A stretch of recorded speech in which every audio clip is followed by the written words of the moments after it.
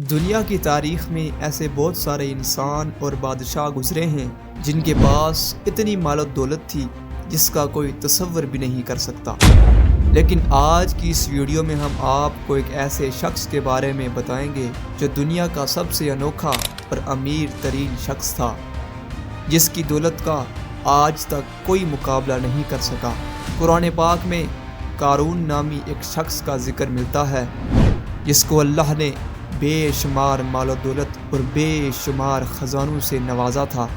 قارون کون تھا اور اس کے پاس اتنا خزانہ کہاں سے آیا، اور قارون کا انجام کیا ہوا؟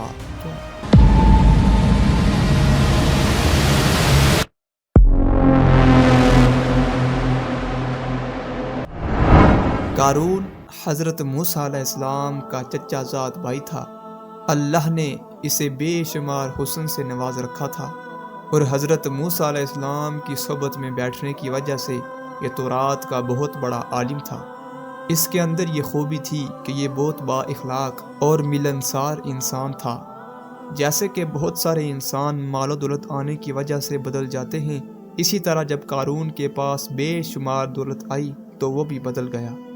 اور اللہ کے پیارے نبی حضرت موسیٰ علیہ السلام کا بہت بڑا دشمن بن گیا۔ اور اللہ تبارک و تعالیٰ نے اس کو اس قدر مال سے نواز رکھا تھا کہ 70 اونٹ صرف اس کے خزانے کی چابیاں لے کر چلا کرتے تھے۔ ذرا اس بات کا اندازہ لگائیں کہ جس کے خزانے کی چابیاں 70 اونٹ لے کر چلا کرتے تھے، اس کا خزانہ کتنا بڑا اور کتنا وسیع ہوگا۔ قارون کے پاس اتنا خزانہ کہاں سے آیا اور یہ اس قدر امیر کیسے ہوا؟ اس کے متعلق مختلف روایات ملتی ہیں۔ ایک روایات کے مطابق قارون حضرت موسیٰ علیہ السلام کی صحبت میں بیٹھا کرتا تھا، اور وہاں سے اس نے علم کیمیائی حاصل کیا، جس کی مدد سے یہ مٹی اور لوہے کو سونا بنانے میں کامیاب ہو گیا، اور اس طرح یہ سونا بنا بنا کر دنیا کا امیر ترین شخص بن گیا۔ اور ایک دوسری روایات کے مطابق قارون لوگوں کو سود پر مال دیا کرتا تھا، جس کے بدلے میں یہ لوگوں سے 2 گنا وصول کیا کرتا تھا۔ اس طرح آہستہ آہستہ وقت یوں ہی گزرتا گیا اور یہ مصر کی تاریخ کا امیر ترین شخص بن گیا۔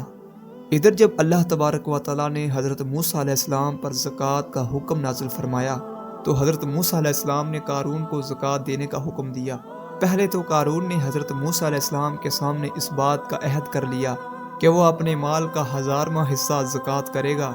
لیکن جب قارون نے زکوٰۃ کا حساب لگایا تو یہ اس کے مال میں ایک بہت بڑی رقم بنتی تھی۔ یہ دیکھ کر ایک دم سے قارون پر لالچ کا بھوت سوار ہو گیا، تو یوں اس نے اللہ تعالیٰ کا حکم ماننے سے انکار کر دیا، اور نہ ہی صرف خود اس نے زکوٰۃ دینے سے انکار کیا بلکہ بنی اسرائیل کے لوگوں کو بھی بہکانے لگا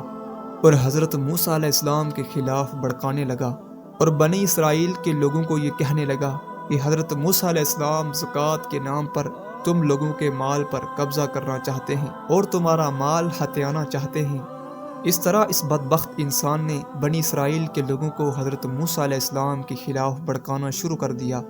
یہاں تک کہ اس بدبخت نے حضرت موسیٰ علیہ السلام کو لوگوں سے دور کرنے کے لیے یہ چال بھی چلی کہ اس نے ایک عورت کو بہت سارا مال دے کر اس بات پر آمادہ کیا کہ وہ حضرت موسیٰ علیہ السلام پر بدکاری کا الزام لگائے،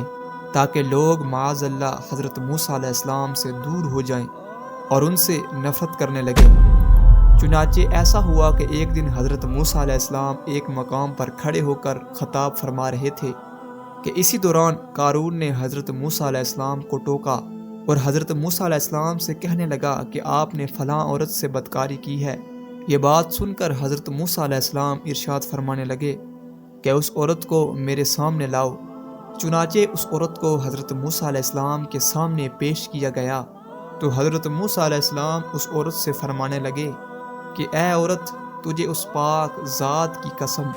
کہ جس نے بنی اسرائیل والوں کو فرعون سے نجات عطا فرمائی اور سمندر میں سے بنی اسرائیل والوں کے لیے 2 رستے نکالے اور بنی اسرائیل والوں کو فرعون کے ظلم سے نجات عطا فرمائی،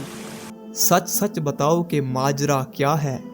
حضرت موسیٰ علیہ السلام کی یہ بات سن کر وہ عورت حضرت موسیٰ علیہ السلام کے جلال کی وجہ سے کانپنے لگی، اور اس عورت نے بھرے مجمع میں قارون کے سامنے اس بات کا اقرار کیا کہ اے اللہ کے پیارے نبی، قارون نے مجھے بہت ساری مال و دولت دے کر اس بات پر آمادہ کیا ہے کہ میں آپ پر زنا کی تہمت لگاؤں۔ اس عورت کی یہ بات سن کر حضرت موسیٰ علیہ السلام کی آنکھوں سے آنسو جاری ہو گئے اور حضرت موسیٰ علیہ السلام اللہ کی بارگاہ میں یہ دعا مانگنے لگے کہ یا رب العالمین، قارون پر اپنا قہر و غضب نازل فرما۔ اس کے بعد حضرت موسیٰ علیہ السلام نے بھرے مجمع میں یہ اعلان کیا کہ بنی اسرائیل میں سے جو بھی قارون کا ساتھی ہے وہ قارون کے ساتھ ہو جائے، اور جو میرا ساتھی ہے وہ میرے ساتھ ہو جائے۔ چنانچہ اس وقت 2 افراد کے علاوہ باقی تمام لوگ حضرت موسیٰ علیہ السلام کے ساتھ ہو گئے۔ صرف 2 افراد ایسے تھے جو قارون کے ساتھ کھڑے رہے۔ اس کے بعد حضرت موسیٰ علیہ السلام نے زمین کو حکم دیا کہ اے زمین، تو اس بدبخت کو پکڑ لے۔ تو اس وقت زمین نے اللہ کے حکم سے قارون کو گھٹنے تک زمین میں دسا دیا۔ پھر حضرت موسیٰ علیہ السلام نے زمین کو دوبارہ یہی حکم ارشاد فرمایا، تو اس وقت قارون کمر تک زمین کے اندر دس گیا۔ یہ منظر دیکھ کر قارون حضرت موسیٰ علیہ السلام کے سامنے رونے لگا اور التجائیں کرنے لگا، اور حضرت موسیٰ علیہ السلام کو اپنے رشتے کا واسطہ دینے لگا، مگر حضرت موسیٰ علیہ السلام نے قارون کی طرف کوئی توجہ نہیں فرمائی، یہاں تک کہ اللہ تبارک و تعالیٰ نے قارون کو مکمل زمین کے اندر دسا دیا۔ اس وقت 2 آدمی جو قارون کے ساتھ کھڑے تھے وہ تمام لوگوں کے سامنے یہ کہنے لگے کہ حضرت موسیٰ علیہ السلام نے قارون کو زمین کے اندر اس لیے دسایا ہے تاکہ حضرت موسیٰ علیہ السلام قارون کے خزانے پر قبضہ کر سکیں اور قارون کے تمام مال کو اپنا بنا سکیں۔ ان کی یہ بات سن کر حضرت موسیٰ علیہ السلام نے اللہ کی بارگاہ میں پھر یہ دعا کی کہ یا رب العالمین، قارون کا تمام خزانہ اور قارون کا محل بھی زمین کے اندر دسا دیا جائے۔ تو اللہ نے حضرت موسیٰ علیہ السلام کی یہ دعا بھی قبول فرمائی اور قارون کا تمام خزانہ اور قارون کا محل بھی زمین کے اندر دسا دیا۔ اس طرح قارون کا خزانہ اور قارون کا محل اور قارون کا غرور زمین کے اندر دفن ہو گیا۔ جیسے کہ اللہ تبارک و تعالیٰ اس بات کی طرف اشارہ کرتے ہوئے قرآن مجید میں ارشاد فرماتے ہیں، اور وہ جو لوگ بخل کرتے ہیں اس چیز میں جو انہیں اللہ تبارک و تعالیٰ نے اپنے فضل سے عطا کی، ہرگز وہ انہیں اپنے لیے اچھا نہ سمجھیں بلکہ وہ ان کے لیے برا ہے۔ ان قریب وہ جو ان میں بخل کیا کرتے تھے وہ قیامت کے دن ان کے گلے کا توق ہوگا، اور اللہ ہی زمین اور آسمان کے خزانوں کا مالک ہے، اور اللہ تبارک و تعالیٰ ہر بات سے خبردار ہیں۔ اسی طرح وہ قارون جس کو اللہ تبارک و تعالیٰ نے ایمان کی دولت اور بے شمار مال سے نواز رکھا تھا، لیکن وہ اس مال کی وجہ سے اللہ تبارک و تعالیٰ کا نافرمان ہو گیا۔ اس طرح قارون نے اللہ تبارک و تعالیٰ کا حکم ماننے سے انکار کیا اور زکوٰۃ دینے کا منکر ہو گیا۔ اس وجہ سے اللہ تبارک و تعالیٰ نے اس کو اور اس کے خزانے کو زمین کے اندر دفن کر دیا۔